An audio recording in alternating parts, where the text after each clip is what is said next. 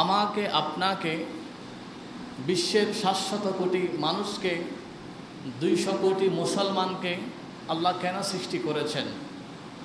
আল্লাহ সুবহানাহু ওয়া তাআলা বলেছেন, ওমা খালাকাতুল জিন্না ওয়াল ইনসা, হে আমার বান্দাবান্দিরা, হে মানুষ, হে মানব জাতি, আমি তোমাদেরকে সৃষ্টি করেছি, জিন জাতিকে সৃষ্টি করেছি, ইল্লা লিয়াবুদুন, একমাত্র আমি আল্লাহর ইবাদত করার জন্য। এবার যদি বলি আল্লাহ আপনার ইবাদত আমরা কিভাবে করব? আমাদের চাকরি আছে, ব্যবসা আছে, বাণিজ্য আছে, পরিবার আছে, প্রতিবেশী আছে, রাজনীতি আছে, সমাজনীতি আছে, অর্থনীতি আছে, এতগুলো ব্যস্ততা রেখে আমরা আপনার ইবাদত কিভাবে করব? হাদিসে কুদসির মধ্যে জিব্রাইল আমিন রাসূলুল্লাহর দরবারে তশরিফ এনে বললেন, রাসূলুল্লাহকে প্রশ্ন করলেন, ইয়া রাসূলুল্লাহ মা হুয়াল ইহসান, ইহসান কি, দয়া কি, কর্তব্য কি, একজন মানুষের ডিউটি কি, একজন মানুষ কিভাবে আল্লাহর অনুশাসন মেনে চলবে? আল্লাহর নবী বলেন, আনতা আবুদাল্লাহ কাআন্নাকা তারা, এ আল্লাহর বান্দা, তুমি এমনভাবে জীবন যাপন করবা, তুমি মনে করবা আল্লাহ তোমাকে দেখতে পাচ্ছে। ফাইল্লাম তাকুন তারাহু, যদি বা তুমি তোমার কপালের চক্ষু দিয়ে আল্লাহকে দেখতে পাচ্ছ না, কিন্তু আল্লাহ ফাইন্নাহু ইয়ারাকা, আল্লাহ তোমাকে দেখতে পাচ্ছে, এই দৃষ্টিভঙ্গি রেখে জীবন যাপন করাই হচ্ছে ইহসান। জোরে বলি সুবহানাল্লাহ। তাহলে আপনি ব্যবসা করেন, বাণিজ্য করেন, পরিবারের সময় অতিবাহিত করেন, সব কিছু আল্লাহর কাছে ইবাদত। কখন? যখন আপনি সত্যতা, ন্যায়, একনিষ্ঠতা, হালালভাবে জীবনযাপন করবেন, আপনি ঘুমাবেন, আপনি বাজার করবেন, আপনার অর্থনীতি, সমাজনীতি সব কিছু ইবাদত হবে যতক্ষণ আপনি আল্লাহর এই অনুশাসনের মধ্যে থাকবেন। তাহলে আল্লাহর অনুশাসনের মধ্যে থাকার জন্য আমাদেরকে তৌফিক দান করুক, সকলে বলি আমিন। 2 নম্বর, আমাদের জীবনটা আমরা কিভাবে চাইবো আল্লাহর কাছে, আল্লাহ তাআলা সেটাও আমাদেরকে কোরআনুল কারীমের মধ্যে শিখিয়ে দিয়েছেন। আমাদের সকলের হয়তো এই আয়াত মুখস্থ আছে, আমরা সকলে এই আয়াতে কারিমা একবার তেলাওয়াত করি। আল্লাহ তাআলা বলেন, রাব্বানা আতিনা ফিদ দুনিয়া হাসানাতাও ওয়া ফিল আখিরাতি হাসানাতাও ওয়া কিনা আযাবান নার। জবান খুলে মোহাব্বত নিয়ে আমরা আয়াতটা আরেকবার তেলাওয়াত করি, সকলে বলি, রব্বানা আতিনা ফিদ দুনিয়া হাসানাতাও ওয়া ফিল আখিরাতি হাসানাতাও ওয়া কিনা আযাবান নার। আল্লাহ তাআলা আমাদেরকে শিখিয়ে দিচ্ছেন আমরা দুনিয়াদারি জীবনযাপন কিভাবে করব। আল্লাহ তাআলা বলেন, এ বান্দা, তোমরা প্রত্যেক দিন দিবা রাত্রি ফজর, জোহর, আসর, মাগরিব, এশার নামাজের পরে সদা সর্বদা আমি আল্লাহর কাছে চাইবা। আল্লাহ কিভাবে চাইব?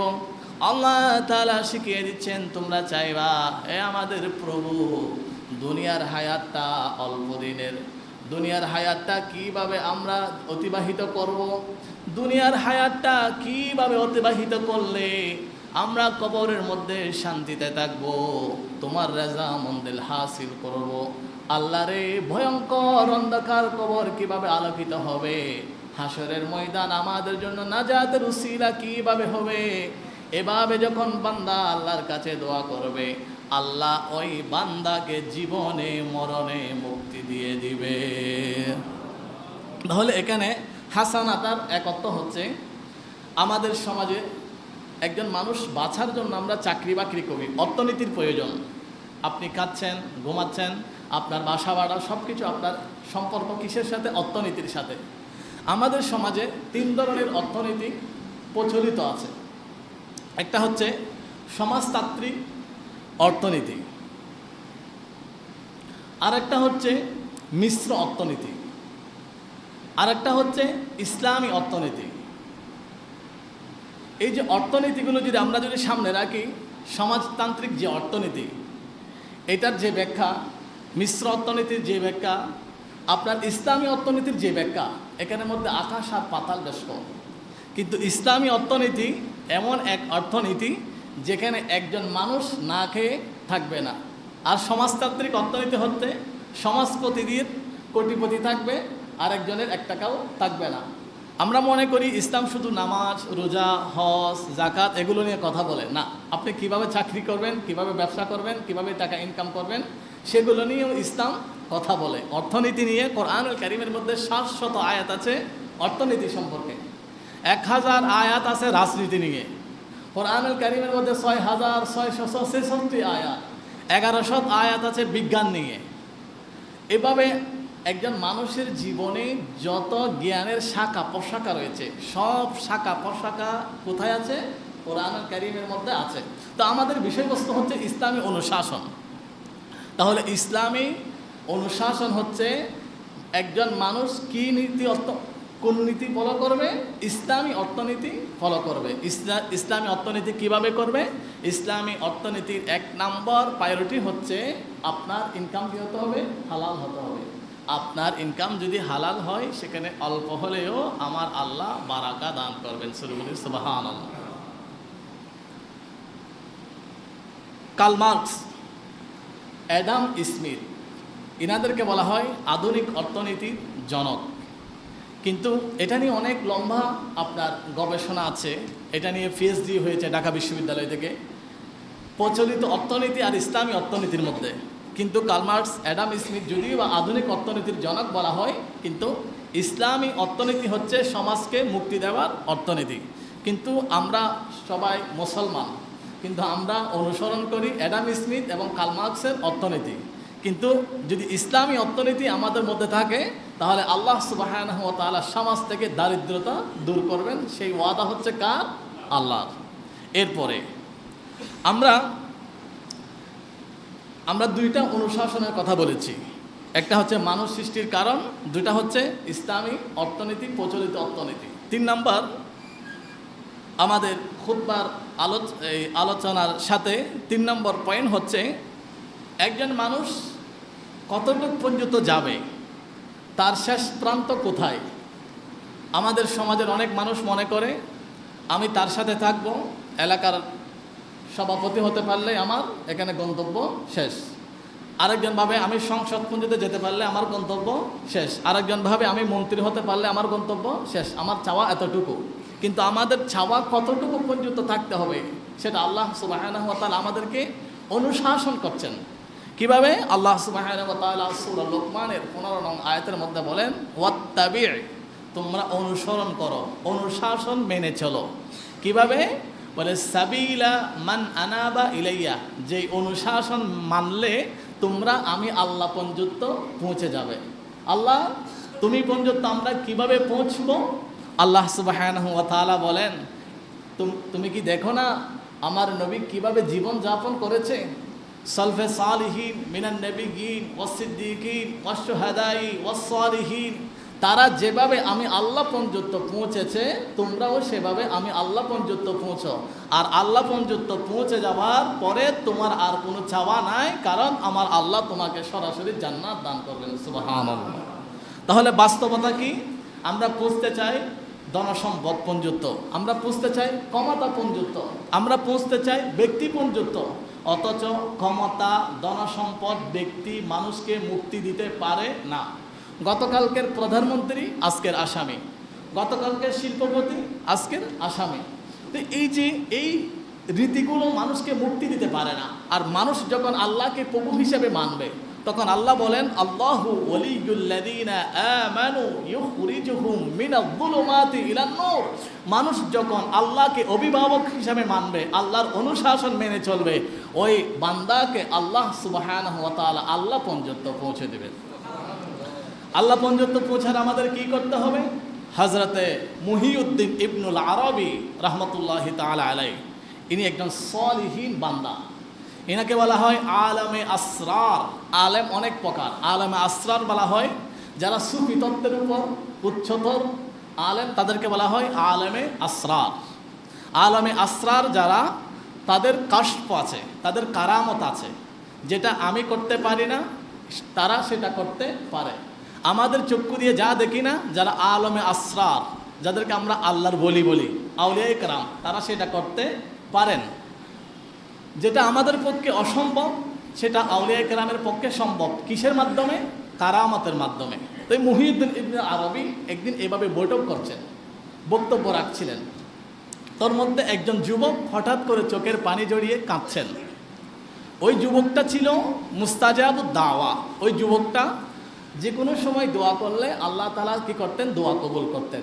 উনি তাহাজ্জুদ, ফজর, যোহর, আসর, মাগরিব, তেলাওয়াত, দুরূদ শরীফ এগুলো তার জমানে লেগে থাকতো। তো উনি যখন কাঁদছিলেন, মুহিউদ্দিন ইবনে আরবি বলেন, এ বৎস, তোমার চোখে পানি কেন? তুমি কাঁদছো কেন? বলে, হুজুর আমি কাঁদছি, আমি আপনার সামনে বৈঠকে বসলাম। আমি এই বৈঠকে বসে আমি হঠাৎ করে দেখলাম আমার মায়ের কবরে বিশাল ভয়ঙ্কর আযাব হচ্ছে, আমার মাকে জাহান্নামের আগুনে পোড়ানো হচ্ছে, সেটা আপনার বৈঠকে বসে আমি দেখছি। বলে, তুমি তাই দেখছো?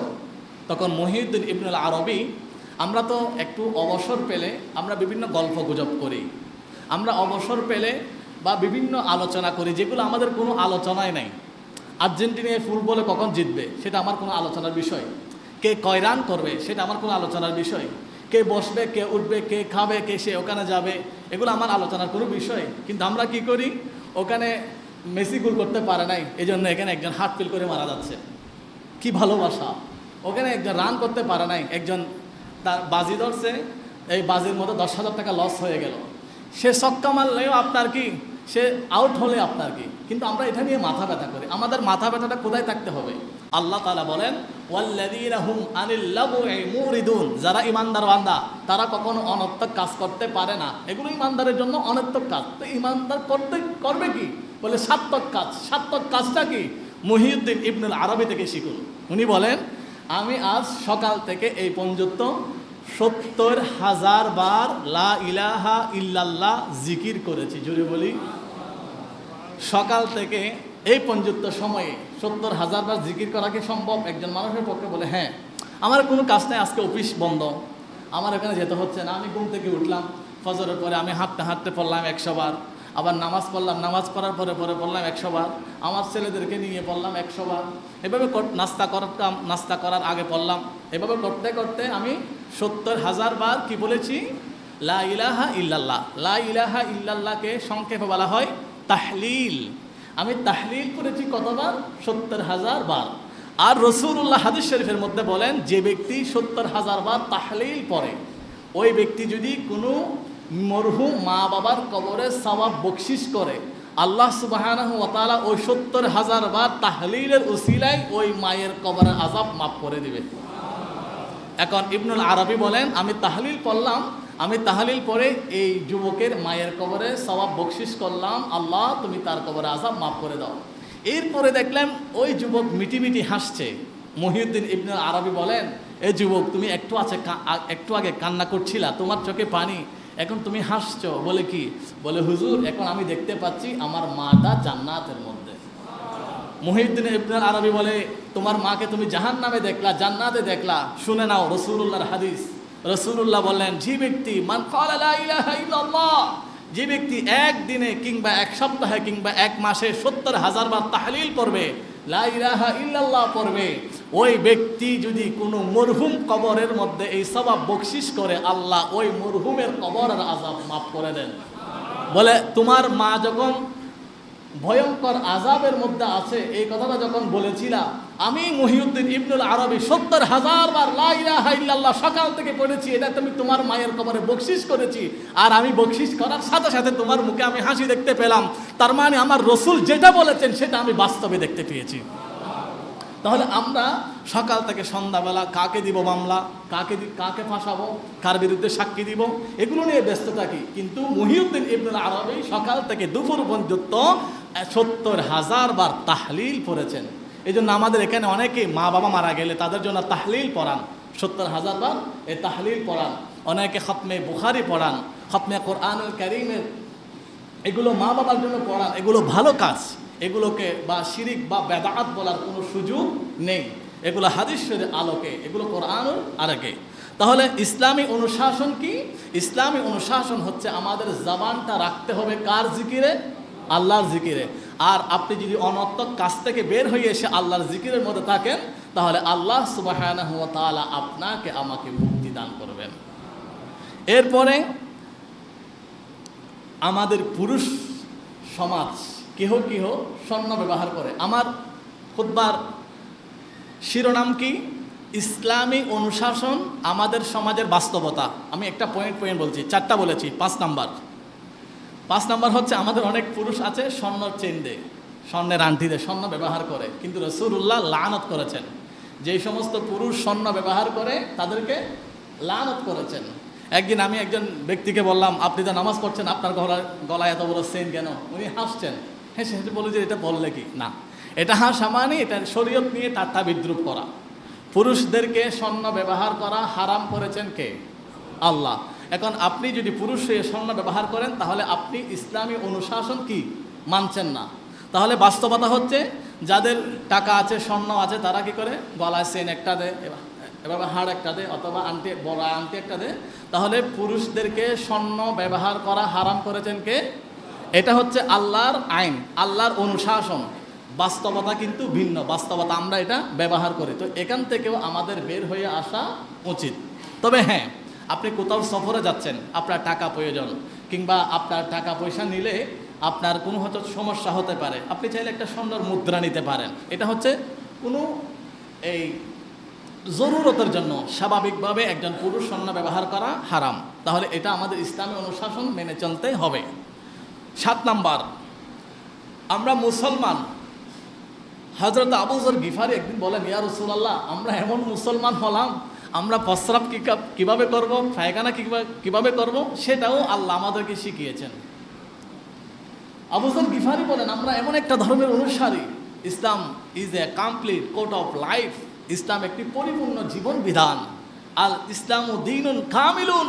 এখানে আপনি খাবেন কিভাবে, পড়বেন কিভাবে, চাকরি করবেন কিভাবে, রাজনীতি করবেন কিভাবে, মানুষকে ক্ষমা করবেন কিভাবে, এমনকি আপনি প্রস্রাব কিভাবে করবেন, সেটাও ইসলাম আপনাকে শিক্ষা দিয়েছে। এখন বাস্তবতা কি? আমাদের সমাজে একটা কমেন্ট বের হয়েছে, কতগুলো কমেন্ট প্রস্রাব করে, এগুলো কি? দাঁড়িয়ে প্রস্রাব করার কমেন্ট।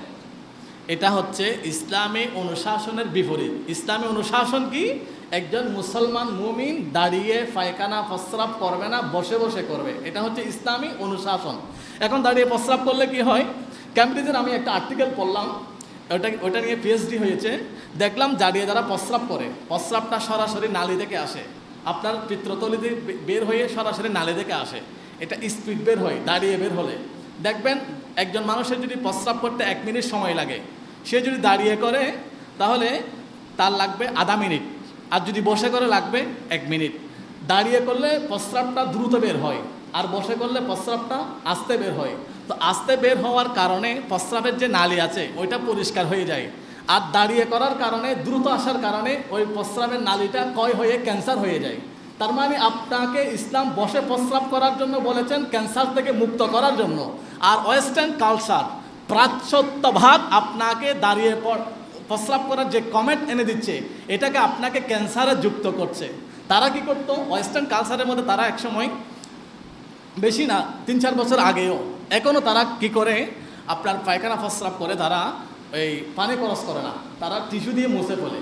কিন্তু টিস্যু দিয়ে মোছার কারণে ওই আবরণটা থেকে যায়, থেকে যাওয়ার কারণে এখান থেকে ক্যান্সার হয়। এই যে ইসলাম বলছে আপনি পানি খরচ করুন, কিন্তু তারা বলে আপনি টিস্যু ইউজ করুন। তাহলে ইসলাম মানুষকে বাঁচায়, ইসলাম মানুষকে শিখায়, ইসলাম মানুষকে মুক্তি দেয়। তাহলে ইসলামী অনুশাসন হচ্ছে বান্দা বসে প্রস্রাব করবে, বসে পায়খানা করবে। কিন্তু ওয়েস্টার্ন কালচার হচ্ছে মানুষ দাঁড়িয়ে প্রস্রাব করবে। দাঁড়িয়ে প্রস্রাব করলে মানুষের কী ক্ষতি হয়, এটা যারা মেডিকেল সায়েন্স নিয়ে ডাক্তাররা আছেন তারা আরও ভালো জানবেন, আমি সংক্ষিপ্ত আকারে বললাম। তাহলে ইসলামী অনুশাসন হচ্ছে কি? বান্দা বসে প্রস্রাব করবে। এরপরে আমরা এখন কি করি? ডাইনিং টেবিলে একটা ছবি টাঙ্গিয়ে রাখি। এটা ইসলামী অনুশাসন নয়। ইসলামী অনুশাসন হচ্ছে আপনার ঘরে কোনো ব্যক্তির ছবি থাকতে পারবে না। আল্লাহর নবী লানত দিয়েছেন, এমনকি লা ইয়াদখুলুল মালায়েকা, যেই ঘরের মধ্যে মানুষের ছবি এভাবে টাঙ্গানো অবস্থায় থাকে, ওই ঘরের মধ্যে রহমতের ফেরেশতা প্রবেশ করে না। তাহলে ইসলামী অনুশাসন হচ্ছে ব্যক্তির ছবি, প্রাণীর ছবি দেওয়ালে থাকবে না। কিন্তু ওয়েস্টার্ন কালচার, এখন আমরা যেটা করি, আমরা কারো স্মৃতি, আমার বিবাহ হয়েছে, আমার কোনো একটা অনুষ্ঠান হয়েছে, এই ছবিগুলো বিশাল আকার আমি ডাইনিং টেবিলে, আপনার ডাইনিং রুমে, আমার বেডরুমে বিশাল আকারের ছবি আমি টাঙ্গিয়ে রাখি না। কারো বাসায় যদি থাকে এটা নামিয়ে ফেলবেন, কারণ আল্লাহর নবী যারা ছবি টাঙ্গিয়ে রাখে তাদের উপর কি করেছেন? লানত করেছেন। তাহলে ইসলামী অনুশাসন হচ্ছে একজন ইমানদারের ঘরে মানুষের ছবি টাঙ্গানো থাকবে না। এরপরে ইসলামী অনুশাসন কি? আপনি কুকুর নিয়ে ঘুমাতে পারবেন না। এখন আমাদের ওয়েস্টার্ন কালচার আছে, আধুনিকতা বলে এটাকে বলা হয় মডার্ন অ্যাক্টিভিটিস। আমাদের আধুনিকতার নামে আমরা কুকুর নিয়ে খাই, কুকুর নিয়ে ঘুমাই, অথচ না, কুকুরের মধ্যে একটা ব্যাকটেরিয়া আছে, ভাইরাস আছে। আপনি কুকুর নিয়ে খাচ্ছেন, কুকুরের মুখ থেকে খাচ্ছেন, কুকুর নিয়ে ঘুমাচ্ছেন, এটা আধুনিকতা নয়। রাসূলুল্লাহ বলেছেন কুকুর যদি কোনো পাত্রে মুখ রাখে সেটাকে 7 বার ধৌত করতে হবে, কারণ কুকুরের এখানে এমন মারাত্মক জীবাণু আছে, যেই জীবাণুগুলো আপনার কাছে গেলে আপনি মারাত্মক অসুস্থ হবেন, মারাত্মক রোগ আপনার হবে। এই জন্য ইসলাম বলে আপনি কুকুর নিয়ে খেলবেন না, আপনি কুকুর নিয়ে বিছানায় ঘুমাবেন না, আপনি কুকুরের সাথে এক প্লেটে খাবেন না, কুকুরকে বাসায় 10টা 20টা, আপনি মানবতার ফিরেওয়ালা বলে 10টা কুকুর আপনার বাসায় আপনি লালন পালন করবেন না, আপনার ঘরের মধ্যে বেডরুমের নিচে আপনার দেখা যায় কুকুর। এটা আধুনিকতা নয়, এটা ইসলাম আপনাকে নিষেধ করেছেন। ইসলামী অনুশাসন হচ্ছে আপনি কুকুর হোক প্রাণী হোক এটাকে দয়া করবেন। দয়া মানে আপনি যে বেডরুমে ঘুমাবেন এক সাথে, এটা নয়। একজন মহিলা, অনেক দুষ্ট মহিলা ছিল, এরকম অনেক দুষ্ট মহিলা থাকে না? উনি মারা গেলেন, মারা যাওয়ার সাথে সাথে আল্লাহ ওনাকে জান্নাত দিলেন। এখন মহিলা বলেন, আইবার ইলাহি, আমি দুনিয়াতে ভালো কাজ আমার জানা মতো একটাও করে নেই, নামাজ কি সেটা আমি কখনো পড়ি নাই, আমি থাকতাম জেনা বেবিচারে, আমি মারা যাওয়ার সাথে সাথে আপনি আমাকে জান্নাত কেন দিলেন? আমার তো এটা বোঝা আসে নাই, কোন কারণে আমাকে জান্নাত দিলেন? আমি তো জানতাম যারা মন্দ কাজ করে আসবে তারা জাহান্নামে যাবে। আল্লাহ তাআলা বলেন, এ বান্দিনী, তুমি খারাপ কাজ করতে ঠিক আছে, কিন্তু তুমি একদিন যাওয়ার সময় দেখেছ একটি প্রাণী কুকুর বড়ই তৃষ্ণার্ত ছিল, হাদিস শরীফ, বড়ই তৃষ্ণার্ত ছিল, তুমি কি করেছো? তোমার ওড়নাটা কূপের মধ্যে তুমি ফেলেছ, ওই কূপ থেকে ওড়না করে পানি তুলেছ, পানি এনে তুমি কুকুরকে পান করিয়েছ, ওই কুকুর চোখের পানি দিয়ে আমি আল্লাহর কাছে তোমার জন্য ফরিয়াদ করেছে, এই জন্য ওই কুকুরের ফরিয়াদে আমি আল্লাহ তোমাকে জান্নাত দিয়েছি। এই জন্য আল্লাহ বলেন, যারা বিশ্ববাসীর প্রতি দয়া করে, বিশ্ববাসীর প্রতি যারা রহম করে, তাদেরকে আমার আল্লাহ দয়া করে। আপনি প্রাণীর প্রতি দয়া করবেন, প্রাণীকে মায়া করবেন, তার মানে কুকুর নিয়ে বিছানায় ঘুমাবেন, এটা আপনাকে ইসলাম বলে না।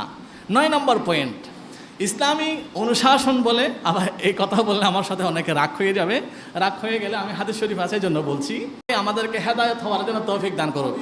আর একটু জোরে বলি কি? সেটা হচ্ছে দাড়িগুলো লম্বা রাখা আর গুফগুলো ছোটো করা, এটা হচ্ছে ইসলামী অনুশাসন।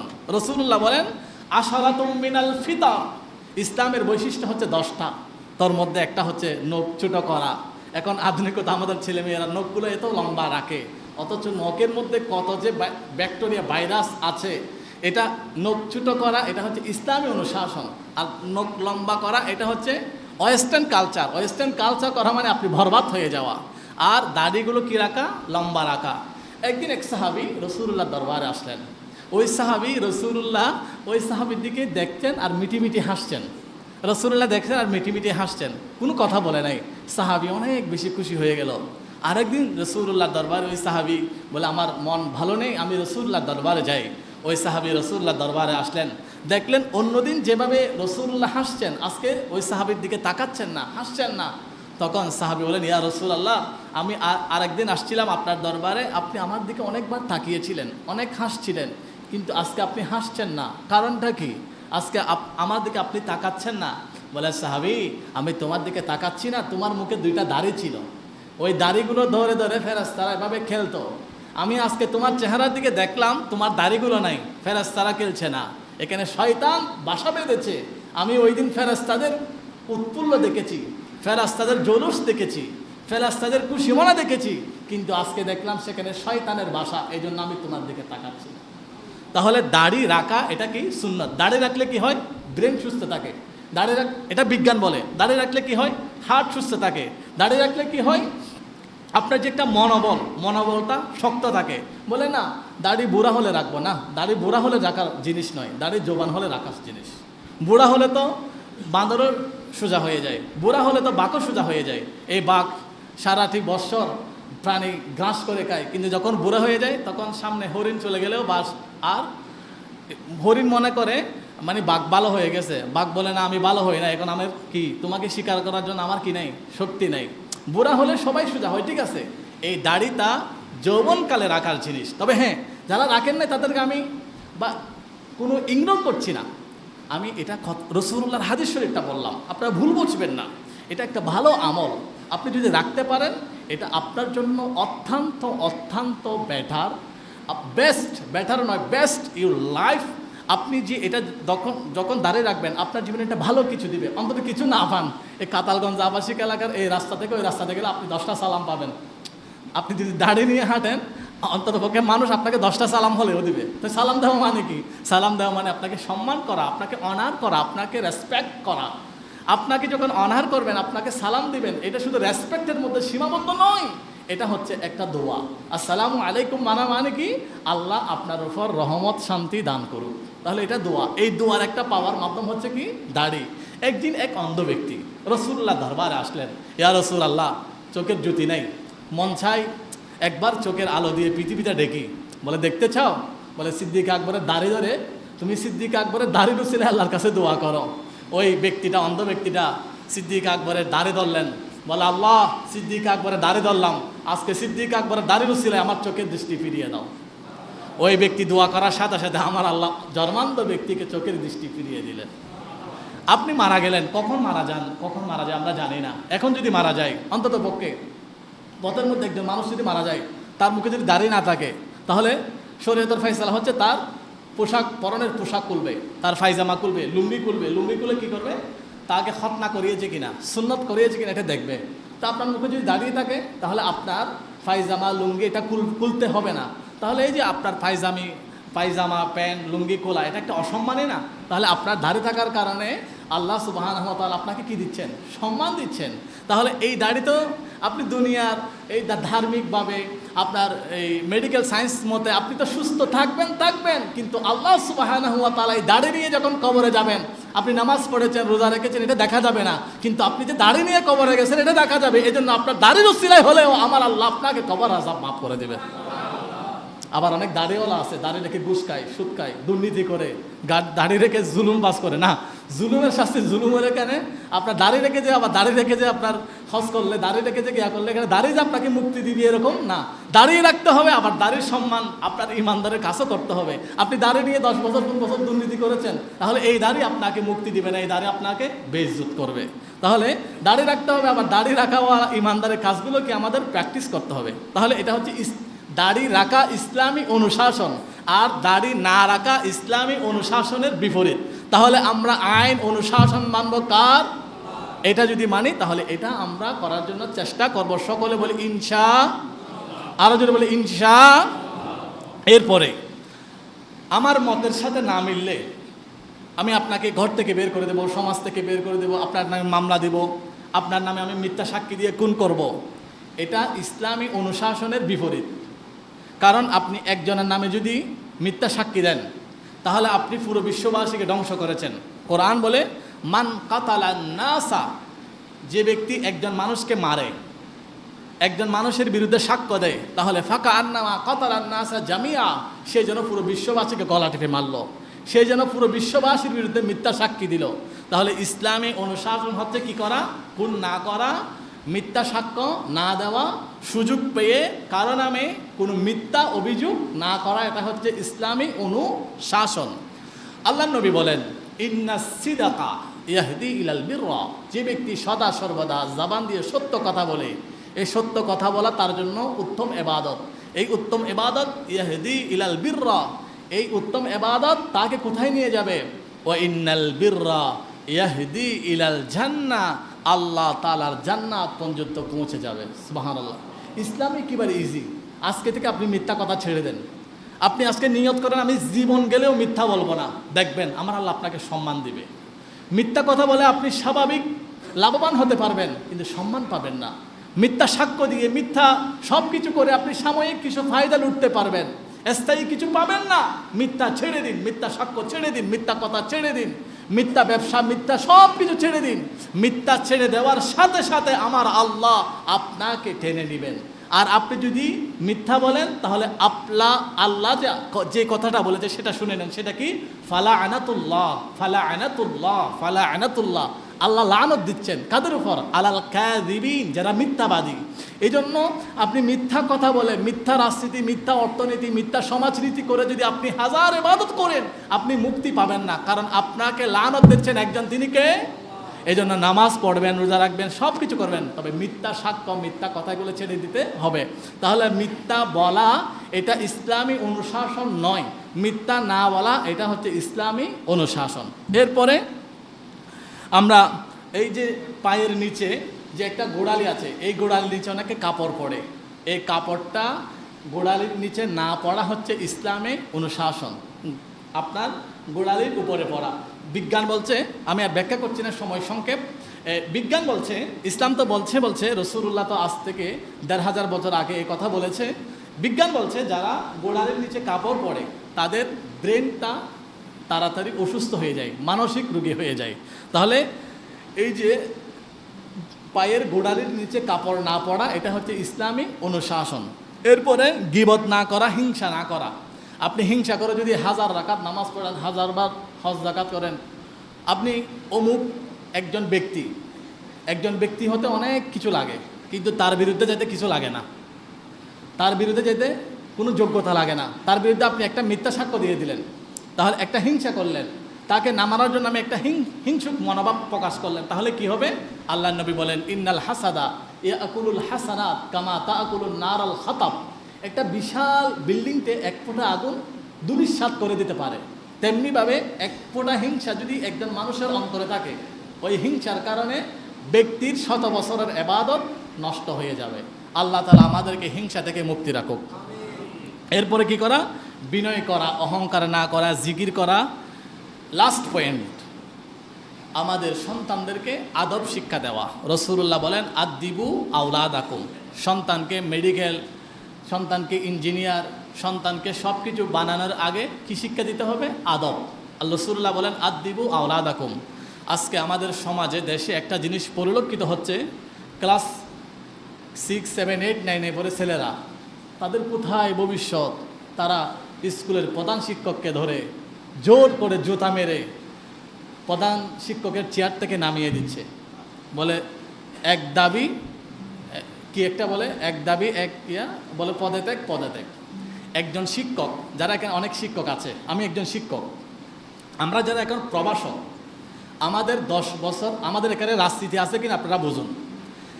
আমরা প্রবাসক, আমরা 10 বছর প্রবাসকের চাকরি করার পরে তারপর আমরা হই অ্যাসিস্ট্যান্ট প্রফেসর, সিনিয়র প্রফেসর, আমরা তখন সহযোগী অধ্যাপক হই।